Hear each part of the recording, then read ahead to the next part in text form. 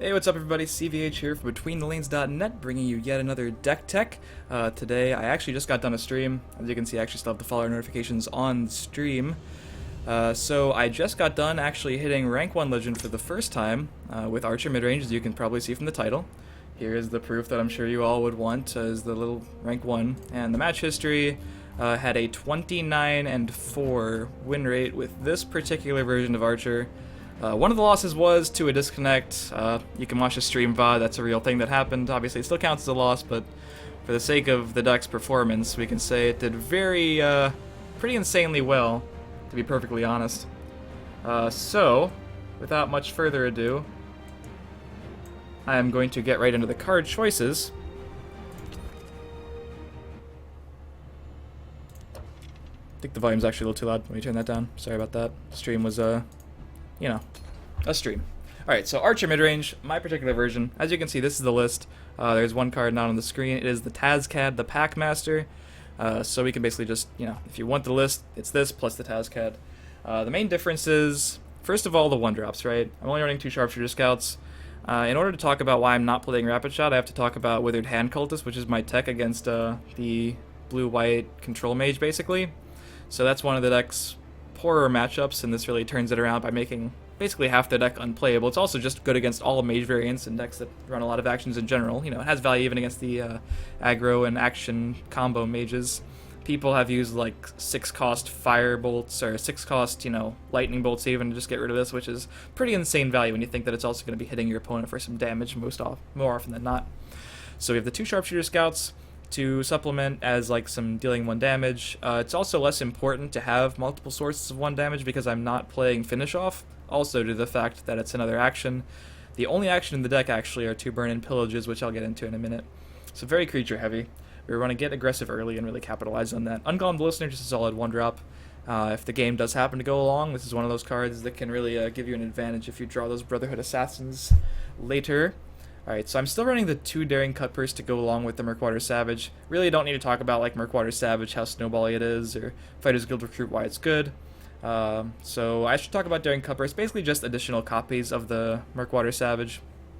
In my initial build, I had the numbers reversed, and that was just strictly wrong, and that was my bad, but we have it correct now.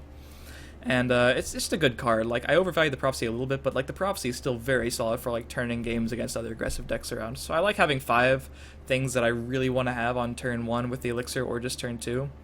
It makes the deck's potential to get hit early much higher. Let's see. We have the Murkwater Witches, which are fantastic when you're seeing a lot of wards, seeing a lot of Fighters Guild Recruits. It's basically just a fantastic card that I undervalued a lot early on, but the card is just very, very good. Thieves Guild Recruit, I was running 3 for a while. In this build I'm running 2 just because I wanted to focus more on being aggressive early, since we do have like the Burn and Pillages that can really capitalize on that. But Thieves Guild Recruit is fine. I'm also only running a couple things that actually get their reduction. If I was running like a Chorus Reaper or the Fallen SD Reapers, this would be like an immediate 3 of, but 2 of, pretty good. Gives you the cycle when you need it late in the game, since we don't have the Rapid Shots to cycle for us. Alright, so after that we go to the 3-drops. We have the Black Sap Protectors, which along with the Werebats are sort of the tech for the mirror match. I saw this in Urlex's one of his builds initially. It was a pretty different build, but this is something I did take from it and have adapted through a couple builds of my own. These cards just really stand out in the mirror match and against all aggressive decks basically, because not only are they prophecies for like huge swing turns, but like they also have very relevant keywords. Like Guard is something you really want, Drain is something you really want. Drain is like fantastic again. Like first of all, Guard is fantastic against the 2-drops that I mentioned, like Cutpurse and occasionally the Savage. And Werebat, the Drain is just fantastic when you need that extra, like it's an 8-point turnaround basically for your Soul Rest Marshals and your Triumphant Jarls. Getting late, hard to remember the card names, but yeah, 8 points basically because you're dealing 4 to them or killing a creature, and you're healing for 4. So this is one of those cards that can really catch your opponent off guard, and I think more people should be playing it. Skaven, we all know why it's good. I'm kind of going out of order, but House Kinsman, basically the same sort of thing as the Werebats, and I would make this a 3 of. I really just don't know what to cut, honestly. That was one of the reasons I played this so much on stream, is to find out if there's any changes I could make. But honestly, like, 2 of is fine. It's probably even correct.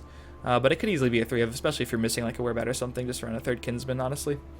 Alright, so we talked about the Hand Cultists, and Skaven, of course, is fantastic. Even more fantastic because it makes up for our lack of other ways to deal 1 damage to things. Also one of our only ways to really take back the board against like Imperial Reinforcements. Kind of the only way. Earthbone Spinner, best silence in the game, probably. It's right up there with the purple guy, whose name is escaping me right now. But Earthbone Spinner is fantastic. It's another way to deal that 1 damage, which is relevant if we do have the Leaf Lurker. Obviously silencing something and getting able to trade with something that has cover. Like if your opponent is also trying to race you and get ahead for their own soul rest, if it's the mirror, and put something in the shadow lane, you silence it, trade into it, and the problem is basically solved. Whereabat, like I mentioned, is great.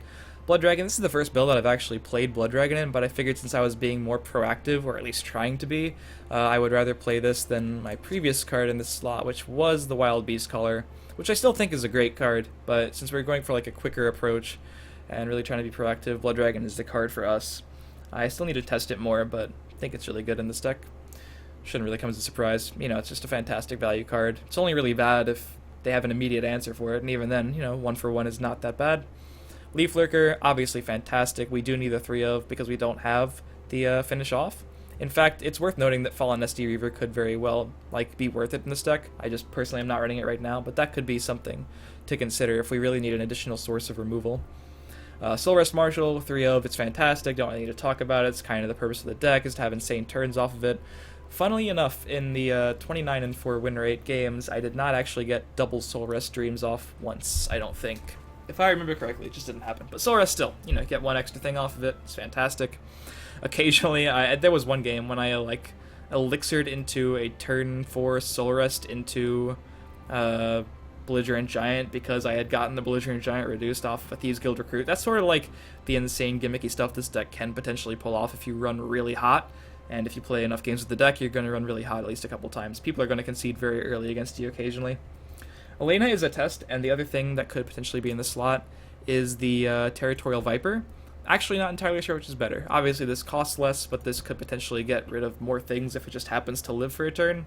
Also bypasses guard, bypasses in the things in the shadow lane, for example. So this is kind of a more consistent kill, it's just a little bit more expensive. It's probably okay. Basically for the same reason that we might want the Fallen SD, right? We have less, we don't have finish off, so we need slightly more ways to deal with a single threat. Targeted removal is a premium, even for a mid-range deck like this. So I'm going to skip Burn and Pillage and talk about it at the end. We have Triumphant Jarl, fantastic card. It's our only cycle worth noting. Belligerent Giant, it's another fantastic card. I've described this before in my I've described it in my first article about Archer on BetweenTheLanes.net, if you're on the site as well. And Earth Power actually also talked about it in his article about his Warrior mid-range deck, so read any of those to find out why we love Belligerent Giant so much, especially in a mid-range deck such as this or the Warrior deck. Just fantastic. Occasionally just gets a high-value support off the board if you really need that effect. More often than not, bouncing like a high-value creature is good enough. And Tazcat is probably just the best finisher for these colors. It's been fantastic for me pretty consistently, and it's kind of our only real reach in the deck. So definitely think this is probably the first legendary that should go in the deck, in my honest opinion. And Burn and Pillage, sort of the reason I built the deck the way it is currently built, and just honestly so stand out during the entire amount of games I've played with it over the last day or so with the 29-4. Consistently deals a ton of damage. If it's not going to deal any damage, that means you have basically been behind on board the entire time. And if you needed to deal damage, that means you're still behind. You're not stabilizing and you're catching up. Because if you're stabilizing after not breaking runes and your opponent's been aggressive, then you can use your creatures to deal with their creatures. So it's not like where Burn and Pillage could realistically save you. Where this card is good is when you had an explosive start, which we've tried to maximize our chances of having, and then they've stabilized and they're playing guards, and maybe it's the mirror and they're playing their own tiny things, or it's the token deck with the spell sword and they're playing Midnight Sweeps and Imperial Reinforcements, and you're playing cards, but it's not hard for them to have one answer for a threat that you play in the shadow lane occasionally, and if you play it in the other lane, it's just going to get, attacked into. So we Burn and Pillage, wrap the entire board, and then they don't have enough damage to realistically push back at us, and if we're playing the late game, we have, eventually we get there with our high value cards, like the Triumphant Jarls especially, or we find our threats eventually. But Burn and Pillage can give us a ton of extra time by just killing the entire board. And of course, you can just push for lethal sometimes if you've been aggressive the entire time. They play a couple weak guards, you kill them, and then you attack them. And that's basically how that goes. Burn and Pillage is pretty great, and it is the only card that interacts negatively with the Withered Hand Cultist, so this is the creature-based Archer deck. It's been very fantastic for me, as I mentioned. Rank 1 Legend hype. It took a lot of games at number 3 before we finally got there. So hopefully you enjoyed the deck. Hopefully you also have success with it on the ladder. I know it's kind of expensive to craft, but I do think the Ungolem, you could replace that with a 3rd Sharpshooter or something, or a 3rd Kinsman. 3rd Kinsman should probably be in here, or a 3rd Cut Purse. These things can be like easy swaps. You can take out the Blood Dragons for, you know, this, Shan Avengers. They're like different cards, but they're not bad at all. I would say craft Tazcat first, though, if you're really trying to build this deck. And I really can't offer replacements for many of the epics, except for maybe the Werebat. Besides the Werebat, they're all pretty necessary, I would say, if you're trying to play this specific version. But hopefully you enjoyed the list. If you did, be sure to check out other videos on the YouTube channel if you're there. And if you're on the website, betweenthelane.net, check out other strategy articles about a variety of topics relating to this game, and upcoming articles as well. And I'll see you next time, guys.